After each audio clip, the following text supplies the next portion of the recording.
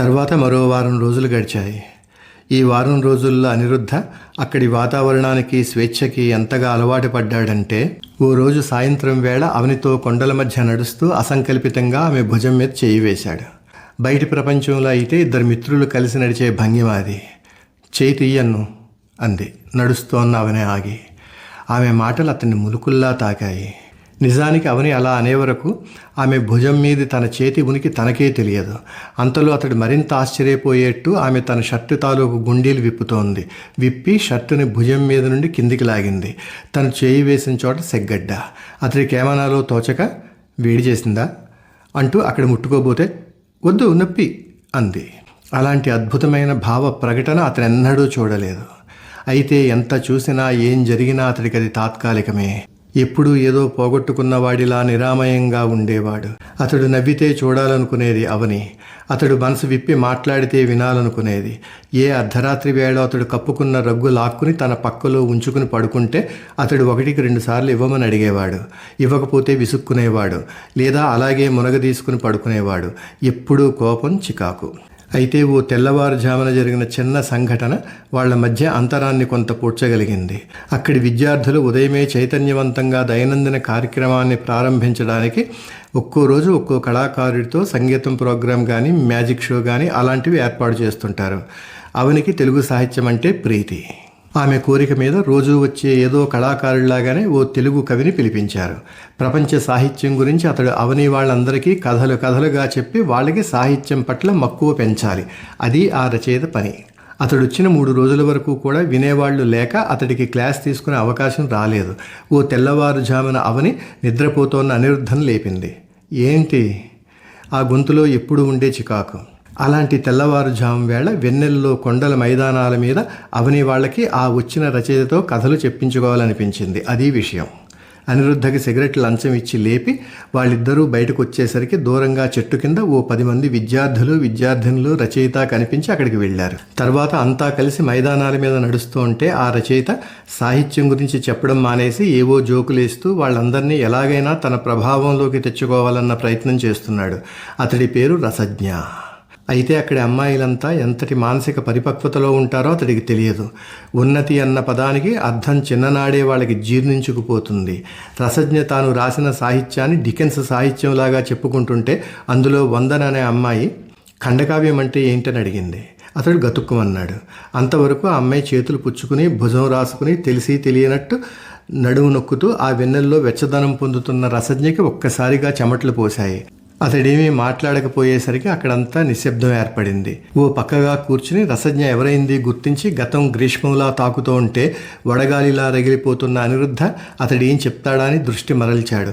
అంతలో రసజ్ఞ ఏం చెప్తే ఏం పోయిందనుకున్నాడో ఏమో, ఒక కావ్యాన్ని తోచినన్ని ఖండాలుగా విభజించుకుంటే అదే ఖండకావ్యం అన్నాడు. ఆ వాక్యం ఇంకా పూర్తి కాలేదు. నువ్వు కాస్త నోరు మోస్తావా అన్నాడు అనిరుద్ధ ఇంగ్లీష్లో. అతని మాటలతో అక్కడి వాతావరణం మారిపోయింది. అక్కడి నిశ్శబ్దం మరింత చిక్కబడినట్లయింది. దూరం నుండి జలపాతం ఘోష మాత్రం వినిపిస్తోంది. మొదట విస్తుపోయినా తర్వాత తేరుకుని 100 కవితలు, 1000 కథలు, 10 నవలలు రాసిన రచయితని నన్నంత మాట అంటావా అంటున్నాడు రసజ్ఞ. అతడికి ఎలా రిటార్ట్ ఇవ్వాలో తోచడం లేదు. అనిరుద్ధకి ఎక్కువగా మాట్లాడడం అంటే చికాకు. ఎక్కువ మాట్లాడే వాళ్ళని భరించడం అంటే విసుగు. ఈ వారం రోజుల్లో అతడికి గ్రీన్ వ్యాలీ కూడా బోరు కొట్టేసింది. మన్నాడు ఎక్కడికి పోవాలా అని ఆలోచిస్తున్నాడు. అలాంటి స్థితిలో రసజ్ఞ కలిసేసరికి అతడికి మనసు భగ్గుమంది. 100 కవితలు, 1000 కథలు, 10 నవలలు. వీడో సాహిత్యవేత్త. స్వాగతంగా అనుకుంటూ లేచి నిలబడి అవని రూమ్కి వెళ్ళిపోవాలని కదులుతూ ఉంటే రసజ్ఞ అనడం వినిపించింది. నువ్వెని రాసేవేంటి? ఆ మాటల్లో ఉక్రోషం ఉంది. తనని గేలి చేస్తున్నవాడు తన వయసులో సగం లేడన్న అసహనం ఉంది. వీటన్నింటినీ మించి అంతమంది ముందు అనిరుద్ధ అన్న మాటల్ని అతడు భరించలేకపోతున్నాడు. కదలబోతున్న అనిరుద్ధ ఆగాడు. ఆ వెన్నెట్లో అతడు అలా నిలబడి ఉంటే అందులోని ఒక విధమైన నిర్లక్ష్యాన్ని గమనిస్తోంది అవని. అంతకుముందు అనిరుద్ధ ఒకే ఒక కవిత రాశాడు. అదే అతడి జీవితాన్ని ఇక్కడ మారుమూల కొండల్లోకి విసిరేసింది. ఇంతవరకు రాయలేదు. కానీ నీలాంటి వాడిని ఖండించడం కోసమైనా ఇప్పుడు కలం పట్టుకోవాలనిపిస్తుంది అంటుంటే, కలం పట్టుకోగానే కవిత్వం రాదు అన్నాడు రసజ్ఞ వీలైనంత వ్యంగ్యంగా. పట్టుకోకపోయినా వస్తుంది. ఆ మాటల్లోని నిశ్చయానికి ఎల్లోరా కొండల్లో రాయితో ఒకటి మాడు పగలగొట్టడం గుర్తొచ్చింది అవనికి. ఎవరితను అన్నది అప్పటి నుండి శేష ప్రశ్నే. అయితే చెప్పు చూద్దాం చిన్నపిల్లాళ్ళ అన్నాడు రసజ్ఞ. అప్పటికప్పుడు ఆ ఛాలెంజ్ని స్వీకరిస్తున్నట్టు అనిరుద్ధ ఒక కృపాణం తీసుకుని యుద్ధానికి కదిలే వీరుళ్ళ 2 అడుగులు అతడి వైపు కదిలి, గీతమా, వచన కవిత్వమా, పద్యమా అన్నాడు. గేమే అని 4 ఖర్చుకుని పద్యంలో చెప్పు అన్నాడు రసజ్ఞ. వస్తువేంటి? క్షణం పాటు ఏం చెప్పాలో స్ఫురించక ఈ ప్రకృతే అన్నాడు రసజ్ఞ. సాహిత్యంలో ఇలాంటి పోటీలుంటాయని తెలియని విద్యార్థులు విస్తుపోయి చూస్తున్నారు. అనిరుద్ధ క్రమంగా పక్కకి తిరిగి చూశాడు. అంతా మైదానం. అప్పుడప్పుడే తూర్పు నుండి తొంగి చూస్తున్న తొలి సంధ్య ఎర్రగా మెరుస్తోంది. అది వేడిమితో లేకపోవడం వలన కావచ్చు, మైదానం మీద పరుచుకున్న వెన్నెల ఇంకా ఆరిపోలేదు. ఆ మసక మసక వెలుతురులో, ప్రకృతిలో, చలిగాలిలో ఓంకార సదృశ్యమైన పవిత్రతకి అనిరుద్ధ క్షణం పాటు చలించిపోయాడు. అంతే, అతడి గంభీరమైన గొంతు ఉరుముతున్నట్టు వినిపించింది.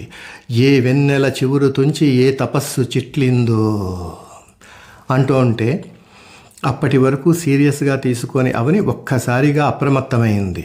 అనిరుద్ధ నిజంగా కవిత్వం చెప్పబోతున్నాడా అన్న చిత్రమైన ఆందోళన. వెన్నెల చివురు తుంచడం, తపస్సు చెట్లడం. మై గాడ్, ఆశువుగా చెప్పుతున్న కవితలో ఎంత గొప్ప కవిత్వాన్ని ఇముడ్చుతున్నాడితడు. అసంకల్పితంగా ఆమెకు అనిరుద్ధ ఎల్లోరా గుహల దగ్గర కలిసిన సంఘటన నుండి అంతా గుర్తుకు రావడం మొదలైంది. ఒక్కో సంఘటనని, ఒక్కో సందర్భాన్ని అన్వయించుకుంటూ వస్తుంటే అప్పటికి కానీ ఆమెకి స్ఫురించలేదు.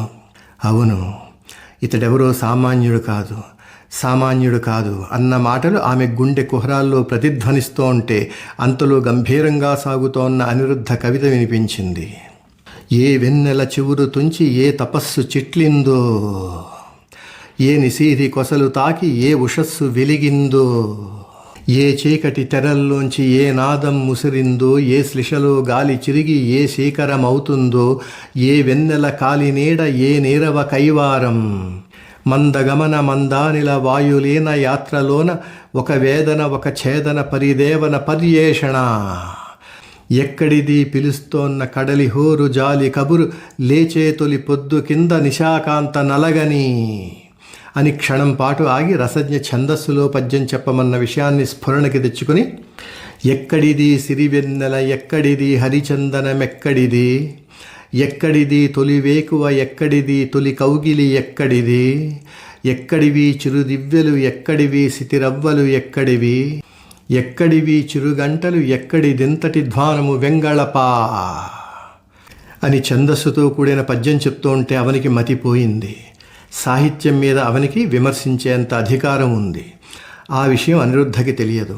అతడు కవిత్వం కోసం గేయం, ఛందస్సు కోసం పద్యం చెప్పాడని చెప్పి ప్రత్యర్థిని మట్టి కరిపించాడని అర్థమవుతూ ఉంటే అతడెవరై ఉంటాడన్న ఆసక్తితో అతడినే చూస్తూ నిలబడిపోయింది. ఎదుటి మనిషి గొప్పతనాన్ని అంగీకరించడం అన్నది క్షమించడం కంటే గొప్ప సుగుణం. రసజ్ఞకి అది లేదు. అనిరుద్ధ కవిత్వం విని హుంకరించి అక్కడి నుంచి వెళ్ళిపోయాడు. ఆ యూనివర్సిటీ చరిత్రలో అంతవరకు ఎప్పుడూ జరగని అలాంటి సంఘటనకి తెల్లబోయిన విద్యార్థులు హాస్టల్స్ వైపు కదిలారు. అప్పటి వరకు ట్రాన్స్ లాంటి స్థితిలో ఉన్న అనిరుద్ధని రెప్ప వాల్చకుండా చూస్తూ స్థిరంగా నిలబడిపోయి ఉంది అవని. అయితే అతడు రసజ్ఞ మీది విజయంతో గర్వాతిశయంతో ఊగిపోతాడనుకుందామే. అంతా వెళ్ళిపోయాక అలాగే నేల మీదకి కృంగిపోయినట్టు జారిపోయి మోకాళ్ల మీద 2 చేతుల్లోనూ తల ఉంచుకుని రోదిస్తున్నాడు అనిరుద్ధ. అవని స్థాణువైపోయింది. అర్థం కాక అతడి పక్కనే కూర్చుని అతడి తల పైకెత్తుతూ అన్ను అంటూ ఉంటే ఆమె గొంతులోని ఆర్తికి తలెత్తి ఆమె కళ్ళలోకి చూశాడు అనిరుద్ధ. సూర్యకిరణం ఒకటి అతడి చెంపల మీది కన్నీటి చారికలో పడి తడుక్కుమంది. ఛందస్సు తెగిన పద్యంలా అనిపించాడు అనిరుద్ధ. తెలతెలవారుతోన్న కాంతిలో కూడా కనిపిస్తోన్న అతడి ముఖంలోని దైన్యానికి ఆమె కదిలిపోయింది. ఎందుకు ఏడుస్తున్నావు అంది అతడి చెంపల చుట్టూ తన 2 చేతులు ఉంచుతూ. ఎందుకు ఏడుస్తున్నానంటే ఏం చెప్పాలి? ఒక నీటి చుక్క ముత్యం చెప్పులో పడితే ముత్యమవుతుంది, సముద్రంలో పడితే సముద్రం అవుతుంది, సెలయేటిలో పడితే సెలయేరవుతుంది, కానీ కన్రెప్పల కింద జారితే కన్నీరవుతుంది. అనిరుద్ధ మౌనానికి ఆమె మరేమీ ప్రశ్నించలేదు. అతడి తల తీసుకుని తన ఒడిలో ఉంచుకుంది. అతడి చిక్కిళ్ల మించి పాయగట్టిన కన్నీటిని అరచేత్తో తుడిచి నుదుటి మీద ముద్దు పెట్టుకుంది. అతడు మూసిన కళ్ళు తెరవలేదు. అక్కడే కాలం గడ్డకట్టుకుపోవాలి, ప్రపంచం స్తంభించిపోవాలి.